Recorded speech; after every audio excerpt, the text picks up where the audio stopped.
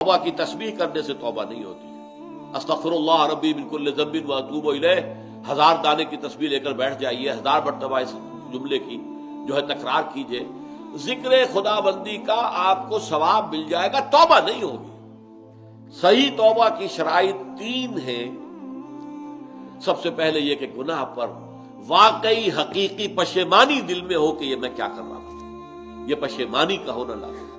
Number 2, अहद करना कि अब कभी नहीं करूंगा, चाहे कुछ उस अरसे के बाद फिर वो किसी कमजोरी या ईमान की हालत में तौबा तोड़ बैठे, ये दूसरी बात है। और तीसरा यह कि एक मरतबा लाजिमन छोड़ दिया जाए। और चौथी शर्त यह है, ये तीनों चीजें भी अगर पूरी हो गई हैं हुकूकुल इबाद के दर्जे में, तब भी माफ नहीं होगा गुनाह। जिसका हक मारा है, जिस पर जुल्म किया है, जिस पर ज्यादती की है, जब तक उससे माफी हासिल नहीं करोगे अल्लाह माफ नहीं करेगा।